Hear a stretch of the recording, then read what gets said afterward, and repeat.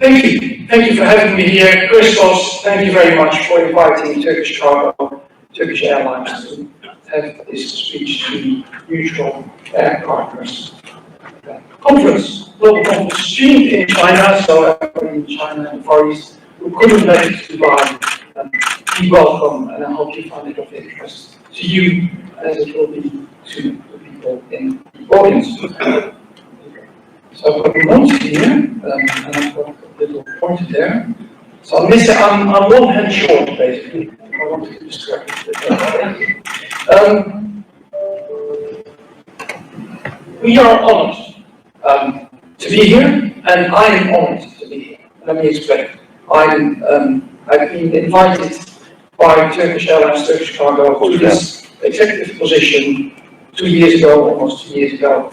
I'm the first non-Turkish citizen to be at that position in this fantastic airline.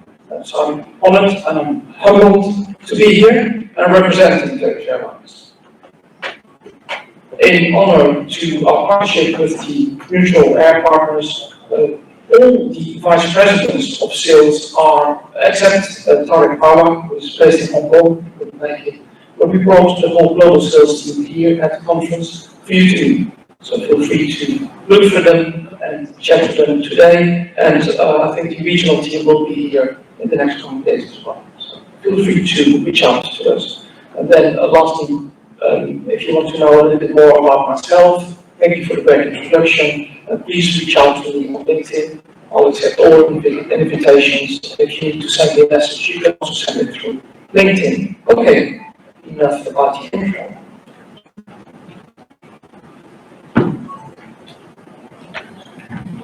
Turkish Airlines. A seed turns into a tree, and a coconut into a palm, in the Dubai terms. And a child grows into an adult. This is how it started with the history of Turkish Airlines. It started small. It started very humble. And you can see through time that the steps were being taken from a vision to become one of the very best airlines in the world and to become one of the very best air cargo brands in the world. In 2000, Turkish Cargo was established as a sub-brand. Is the sound okay? And then we moved and we moved and we grew until 2015. We moved to the current Atatürk facility. Sometimes sounds a little bit strange. And we launched the e-commerce system, which is our operating system. From there on, we continued to grow, reaching the 1 million carry tonnage in 2017, and we were awarded the Cargo Airline of the Year award in 2018. And apparently there's something on back here now. And in this year, we moved to the smartest facility, and we were voted the 6th biggest air cargo brand in 2020. So you see a continuous rise of success, and there's something on back here. I don't know what it is, but this is all part of the plan, as I say. It's not haphazard growth. It's not just by accident. It's not just by luck. It's the sheer dedication and commitment of everybody within Turkish Airlines and Turkish Cargo to deliver the success and be a very constant and reliable partner to all our clients around the globe.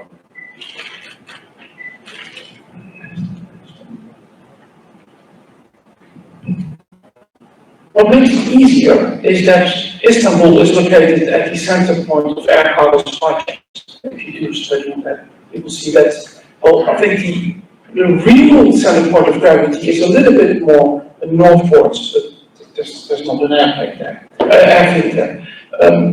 And Istanbul has been at the center of trade for over 2,500 years. Long before the counting of time, Istanbul was already there. And that facilitates that growth next to the commitment, the drive, the dedication of the team as a whole. So today, if you look at today, we operate a growing world-class network, cargo network. We have 173 cargo flights per week. We have 24 freighter in the fleet, and we fly to 97 destinations. And we will be flying to 120 cargo destinations by 2023. This excludes the deployment of the passenger freighters or pax freighters, as we've come to know them, which fluctuates a little bit through the year. Obviously, a little bit less when there's high season for passengers, but now we are getting passenger freighters in numbers again moving forward. So what did Turkish Cargo achieve, Turkish Airlines achieved in these years? We're currently the number one because we fly to 127 countries in the world, which is more countries than any other airline. We are the number one on direct cargo destinations, so we fly to 97, and that's more than any other air cargo brand. And with a total of 320 destinations and adding almost every month, that makes us the fourth largest network to support your business around the globe. And we've grown. We were number 6 last year, we've grown to number 5 this year. That is to say, September data.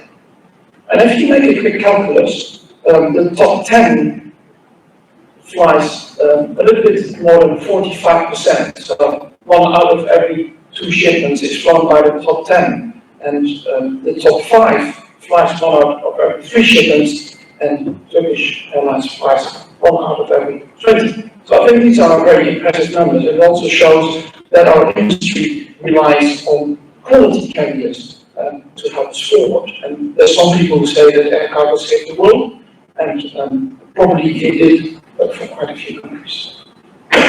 So we have a focus on customers. And you can see that story being told by these awards. We won the Social Responsibility Project in 2018, Air Carrier of the Year in 2018, Global 2020, and in 2021 we won the award in Asia. As overall Carrier of the Year. And in 2020 we also won an award at the Brussels airport, so thank you very much for that.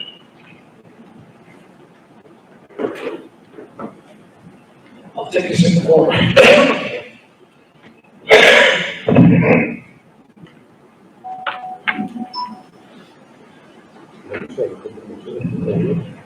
There you go, that should go better.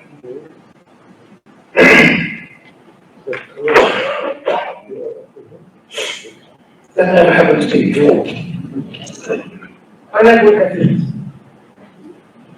We have 374 aircraft, so 104 wide bodies, 246 narrow bodies, and 24 freighters, which consists of a very large fleet, which we need to be the number 1 airline to fly to all these destinations. From a cargo perspective, this very interesting dynamic that occurred in the past 1.5 years was the deployment of the passenger freighters. We fly cargo with no passengers on board, called freighters, and first on them, and then we took out some seats as well, because it was, you could load even more without the seats, but we also loaded on seats. So this freighter development is something that was actively deployed within Turkish Airlines, Turkish Cargo, and we're still doing that. But next to that, another interesting phenomenon arose, which was the cargo critical wide body, where together with the passenger side, you would start to calculate, could you fly with only a couple of passengers on board with the support of cargo, because you needed to fly the cargo. So these are very interesting times for an industry where we see different dynamics. And if I'm seeing the developments that we're having today, where Austria has gone into a lockdown for non-vaccinated people, there's the medical profession saying that Corona will stay with us still for some time to come, so soft lockdowns, semi-lockdowns, etc. We should expect the influence of the virus to still continue.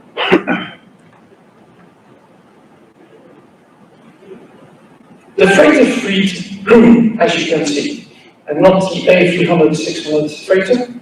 We still have only one, but you can see the 777 freighter is our growing bird in the fleet. And we are expecting some good news moving forward because we are negotiating with Boeing. We'll have to wait for the official announcements. The hopes are there, but it's a difficult market at the moment. So we hope to add more freighters going forward. We are currently on 24 freighters in our fleet. Our global network in more detail, as I said, Istanbul being at the center of gravity of air cargo supply chains, which you can see from here, and you see us connecting throughout the world, with the exception of Australia and New Zealand. They're just out of reach, so to speak. We're very proud of this network. We're very, very proud of it, and we're very proud that we carry so many specialized cargoes around the globe. Going forward. Now, a map like that reminds me of the old days, because I've got 30 years experience, and young people wouldn't know, but you had these old maps where you need to go and then find out where you are to find your way. But now these days you just go on Google on your phone and it will tell you where you are. But I wanted to give you a little pen to help you out, so you know today you are here.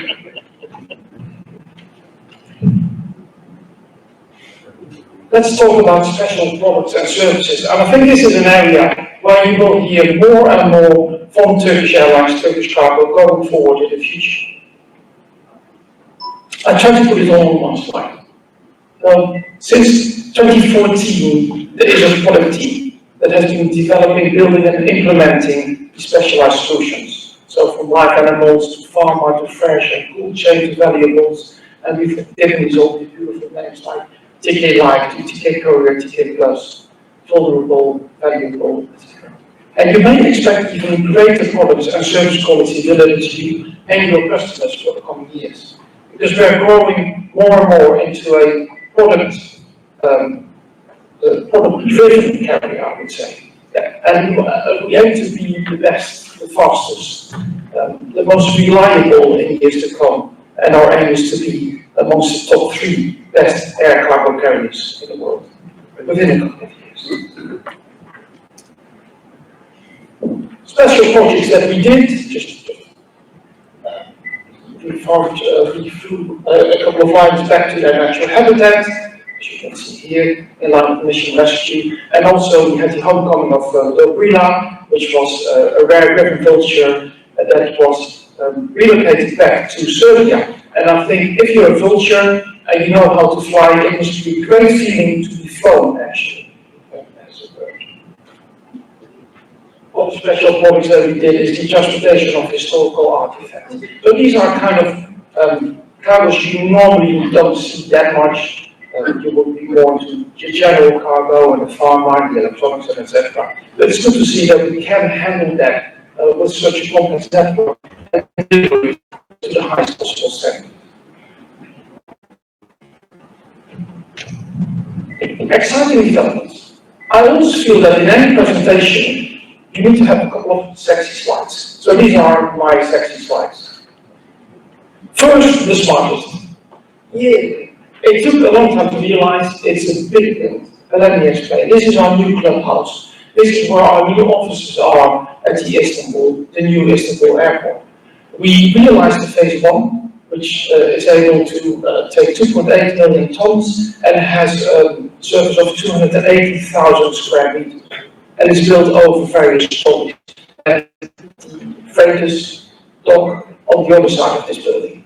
We should maybe take another picture.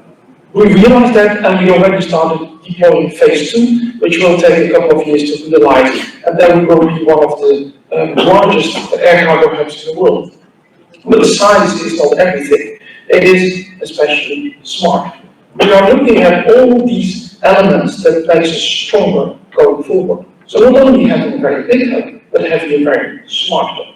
So we're looking at cutting edge technology that is tried and tested. So we're not like an experimental garden. This is all tried and tested technology that we are deploying all together for the first time in an air cargo hub. So the AR and wearable technology, the first one. The 3D planning and utilization, the first one. The experimental design, it's the first one, etc., etc. A lot of it is automated. And the next slide shows you a little bit a brief review of our automated pallet storage system, which is actually almost 3 stories high and very deep. So there we work with automation and optimization. We've got the work order, which is optimized through the systems. We've got the ULD utilization, which has been optimized. But we also work with augmented reality, and we have human-machine IT interaction. We also rely on robotic process automation. We have drones, and the one I like a lot is the unmanned ground vehicle. A facility of this size, you need to have some robots driving around because it's just too large to control. Obviously, the travel restrictions are still applicable to many countries, but I'm sure that going forward, you will be able to visit our hub in the future. The IATA World Cargo Symposium will be organized in 2023, I hope in Istanbul, inshallah, and we will organize tours around that as well. One of the other things where we are very proud to take a big step is in the automation with chatbots. So we've got a chatbot called Cornelis. You just send him a WhatsApp message and he will inform you. I say he, but it could also be a she or it. But Cornelis sounds male to me, that's why I say he. It works 24/7, and the great thing about artificial intelligence, as it is implemented here, it cannot lie. If you have an operator, it will say, yeah, your car will be parted. Because you know, commercially, sometimes you have to bend a little bit the truth. If it departs in 2 hours, you said it's already departed. This thing cannot lie. It's a great tool, actually, to find out where your cargo is. And it's available 24/7.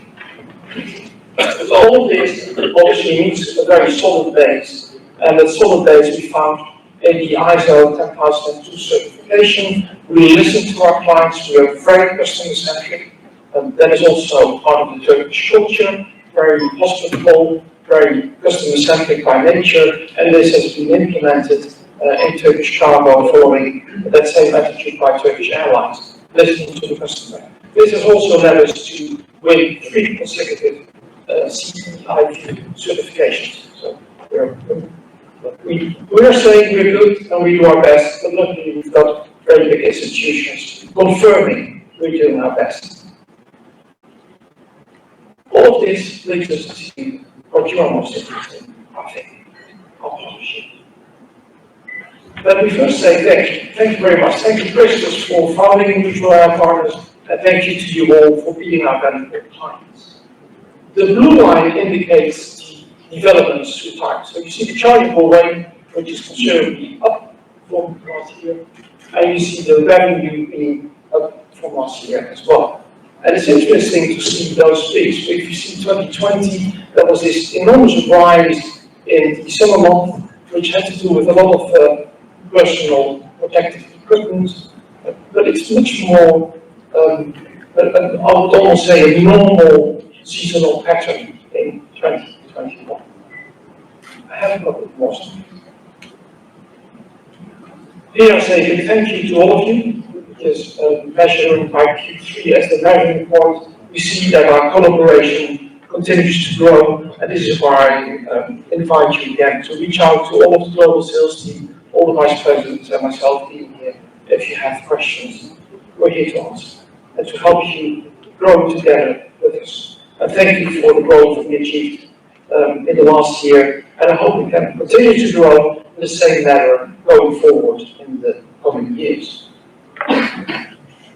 If we now look at the regional performance, the biggest growth was actually in the region that is hosting us, that is to say from Turkish cargo perspective. Dubai is the Middle East and South Asia region, and then realized the biggest growth both in chargeable rate and in revenue change. And thank you very much to everybody for making that possible. If you then look at the regional performance in share, we see this biggest contribution is still from the Far East. So everybody in the Far East listening online, thank you very much for your support, and thank you very much everybody here for the support that we see on this slide. Given that the Far East makes half of the revenue, 69% of the 69 is revenue and half of the chargeable rate. But we're very happy to see that going forward. Africa is here for 2% as a chargeable rate and as revenue. And previous speakers spoke about Africa being very scary, but it is not for Turkish Airlines. Turkish Cargo has always had a very strong base in Africa that we're very happy to continue expanding that base going forward. Then I want to thank the top 10 agents out of the network from our perspective. So with Global Logistics being the biggest one, Action Air, thank you very much, Pioneer New Express, Silotech, New Globe, Sparta Cargo, Beijing, Harmony Shipping, MST Ride, EAA Fresh, and Argus Global Logistics. Thank you very much for your special support, and thank you very much to you all for listening to my story about the Turkish Airlines, Turkish Cargo. I hope we can continue to grow together. Again, I hope to see you and welcome you in Istanbul, and maybe for a visit of the smartest in years to come. Thank you very much.